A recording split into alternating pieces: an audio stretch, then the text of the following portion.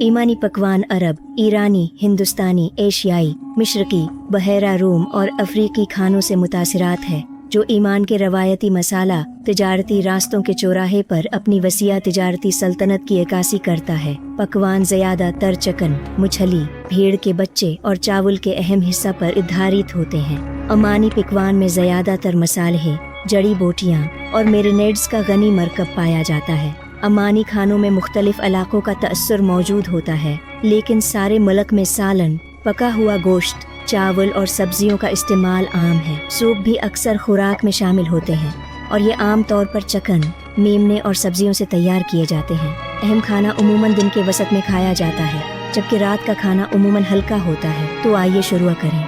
हमारी फहरिस्त में सबसे पहले मुश्किल।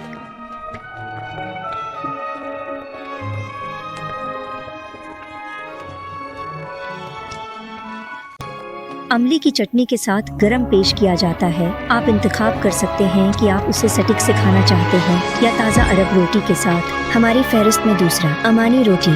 ओमानी घरानों की बनाई हुई एक सादा लेकिन खूबसूरत रोटी है। ये 3 सादा अज्जा जैसे आटा, पानी और नमक के साथ खाने के काबिल तैयार करने में आसान है।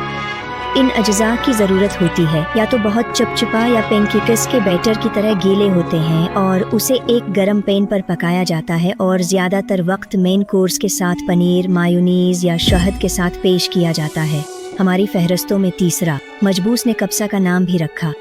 ये डिश ज़ाफ़रान के साथ मिला हुआ चावल है, जिसे मसालेदार सरख या सफ़ेद गोश्त के साथ पकाया जाता है। मजबूस का तर्जुमा यमन में मसरूफ़ होना है और तकरीबन हमेशा शादियों और मसरूफियात जैसे ख़ास मौक़े पर पेश किया जाता है। डिश बनाने वाले 2 अहम अज्जा ज़ाफ़रान और इलायची हैं। गोश्त को पहले प्याज और लहसुन के साथ पकाया जाता है, जबकि बाकी मसाले बाद में डाले जाते हैं। चावलों को अलग से पकाकर गोश्त के साथ मिलाया जाता है, जिससे ये पीला और करीमी हो जाता है। हमारी फहरिस्त में चौथा, हीलो। ये एक चिपचिपा, मीठा, जेलेटिनस ओमानी खाना है जो ब्राउन शुगर, शहद, अंडे और मुख्तलिफ मसालों से तैयार किया जाता है। उसमें बहुत सारे जायके होते हैं, जैसे गुलाब का पानी, गरीदार मीवे और चॉकलेट। कुछ हलवा ओमानी खजूर से भी बनाए जाते हैं। उसे बनाने में काफ़ी वक्त लगता है, क्योंकि उसे लकड़ी की आग पर आहिस्ता आहिस्ता उबाला जाता है। हलवा 4 महीने तक अपनी क्वालिटी खोए बगैर ठहर सकता है। एक उमूमी रवायत के मुताबिक ये चाय के साथ पेश किया जाता है।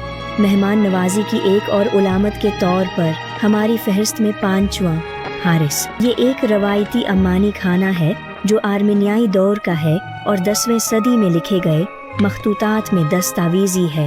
ये जायका की कलियों।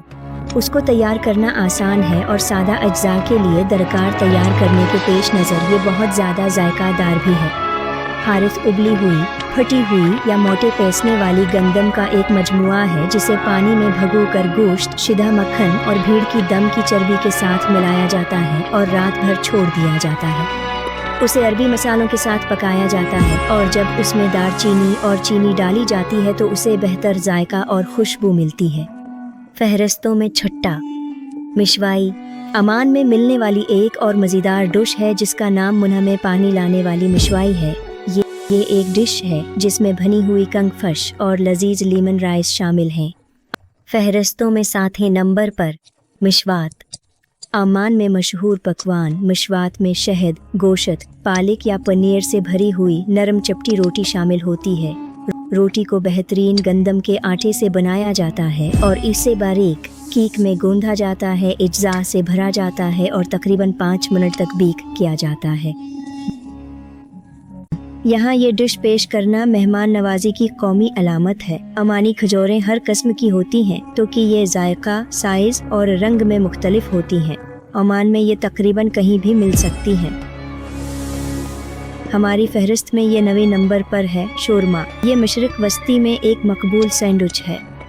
गोश्त को काली मिर्च, इलायची, कटे हुए लहसुन और लीमों के रस जैसे मसाले में मैरिनेट किया जाता है और फिर उसे घंटों तक आहिस्ता भूना जाता है ताकि उसका जायका नमे पहले से पिघल जाए।